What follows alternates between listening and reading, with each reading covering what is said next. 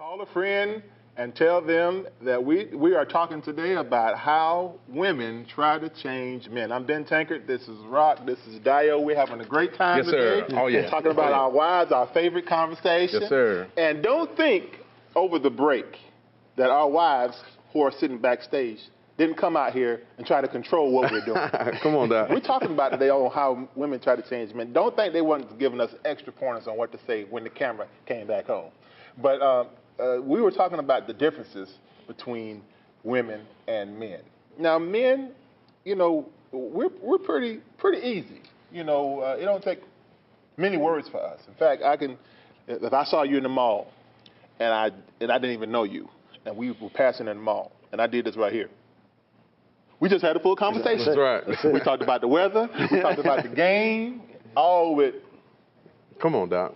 But women, they love to talk. They like to take the verbal route. They need a lot more. They need a lot of dialogue. Now, you know, my wife can come home and she started on her day. She said, I went to the store and I did this and I did that, and then traffic, this happened, and then the cat ran across the street, and I don't know why those cats are out this time of day anyway. And when I got to the traffic light, it looked like it stayed on for long. You know, when I was in Detroit, the lights wasn't as long in Detroit as they are in Nashville. You know, sometimes when I sit there, I'm just, why are these lights so long in Nashville? And I said, well, thank God for sending me a man that brought me to Nashville, because I like Nashville, because the weather here in Nashville is way better than Detroit. Come on, they start from the beginning. Oh, my God. And I told my wife, I said, honey, I will listen to all your details. I'll listen to the whole 20-minute synopsis, but just begin with the point. Well, you don't hold the point hostage, boo. Yes, sir. Well, you know, one thing I learned, Dr. Ben, because my wife and I, we travel and we really have a focus on marriage and what we do. And one thing that I've learned is that the way women settle down. See, there's a scene, you know, you hear about a man coming home from work, and a woman instantly goes at him, and she starts from the beginning, Doc. Right when they walk through the door. Right when they walk through the door. Exactly. But here's the thing that we have to understand. Women, the way they settle down, the way they calm their spirit after a busy day is through talking. They have to talk, start with the details. That's why, you know, you hear women chatting it up all the time with their friends. When the husband comes home, you know, this is everything that the babies did. You know, this is what's going on, lots of chatter. That's the way they settle down. That's the way they calm their spirit. Us as men, the way we settle down and calm our spirit is by getting quiet, getting into a peaceful place, which is why what we share is that allow that man 15, 30, 45 minutes when he gets home just to have his quiet time. Then he can be there to give you that attention that you desire for your time to settle down. And you can start from the beginning, but he's been able to refresh himself. And that's really powerful. And just to piggyback off what you're saying, one thing that my wife and I practice is just that. You know, I own a couple businesses in addition to the ministry. Takoa also owns 2 organizations in addition to her ministry. So what we have, and we've had this since we've been married, is have that 1 hour. You get home, just give me my hour, right? You take that hour to decompress, right? Yes, sir. Women and men decompress differently. And that is so valuable because once that hour is done, you know, then you can put the undivided attention into one another, right? And then, you know, continue on throughout the day and do what you have to do. So that's so powerful. I'm glad you brought that up. Yes, sir. Well, sometimes the ladies aren't developed in allowing you that time. Come on, Doc. So if your wife is believing God for maturity in that area, then you might have to wind down in the car.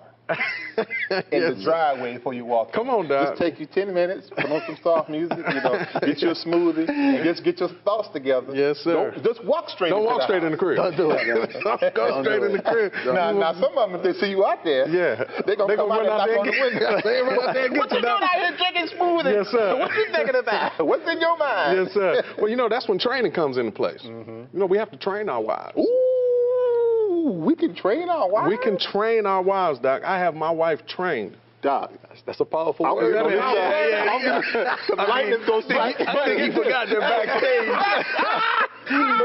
backstage. She has me trained also. Oh, okay. Now you just came out of jail. Now you just came out of jail, Doc. Trying to get myself out of jail, Doc. I don't know. But you know, we have to train our spouses one to another how we need to operate. The Bible does say, dwell with your wife according to knowledge. Yes, sir. And so I have a PhD in jewelology. Absolutely. I have studied jewel. I know her habits. I know what she desires. In fact, I figured out how to get somewhere on time. separate cars. Baby, I'll see you when you get there. Yes, sir. You know, the Lord knew he had to give me a pilot's license and a private airplane so I can fly wherever we need to go. Absolutely. Because he knew the wife that he gave me was not going to make a commercial flight. Come on, Doc. We was going to always be running through the airport Yes, like sir. OJ. Yeah, jumping over bags. Come on, man. Yeah. And so know each other. Take that time. You stood before a judge, if you stood before a preacher and said, I'm going to spend the rest of my life with this person, why not spend some time to study who you're going to be living with? That's very true. Once you understand each other, you can begin to just be more cohesive. Yeah. I'm excited about this program.